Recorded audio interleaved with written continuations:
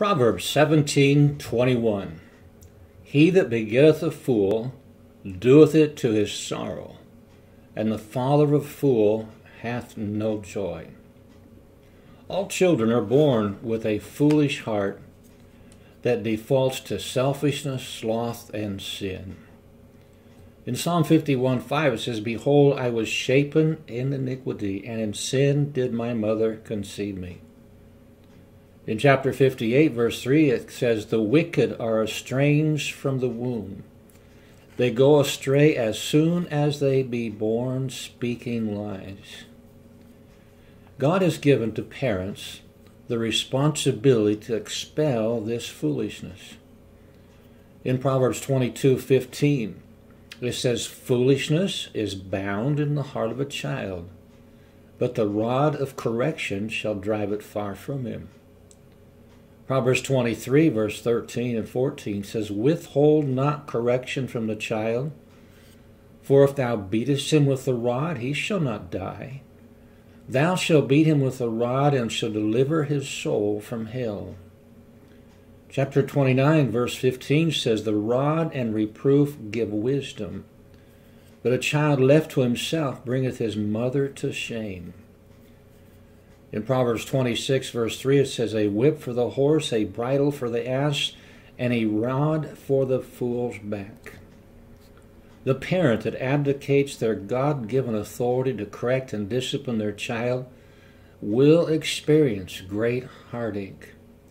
Proverbs 10:1 says, The Proverbs of Solomon, a wise son maketh a glad father, but a foolish son is the heaviness of his mother. In chapter 17:25 it says, A foolish son is a grief to his father, and bitterness to her that bare him. 29:13 says, A foolish son is the calamity of his father, and the contentions of a wife are continually dropping. Now that's an interesting verse. It poses an insightful thought, that a foolish son is often the product of a contentious wife. Her life has taught him rebellion. Let's read that again. A foolish son is the calamity of his father, there's a colon explanation following, and the contentions of a wife are a continual dropping. If foolishness isn't driven from a child early on, it will become so entrenched that he will remain that way throughout his life. Proverbs 27:22 says, Though thou shouldest bray a fool in a mortar, among wheat with a pestle, yet will not his foolishness depart from him. Now that's interesting. The word bray means to pound, is to remove the chaff. Pestle is like a hammer that's used for the job. And so the illustration is vivid as we see one who is pounding hopelessly to remove the foolishness that will not be separated from someone because it's so entrenched. If you wish to raise a wise son that makes good decisions, respects authority, and makes you proud, then you must consistently train him. Proverbs 19:18, Chasten thy son while there is hope, and let not thy soul spare for his crying. 22:6 says, Train up a child in the way he should go, and when he is old he will not depart from it.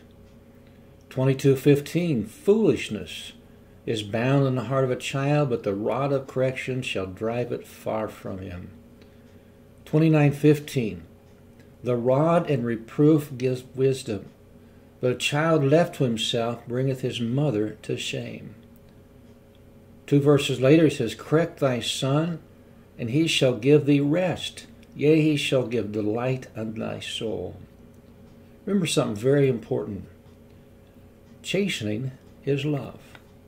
Proverbs 13:24 makes it very clear. He that spareth his rod hateth his son, but he that loveth him chasteneth him betimes.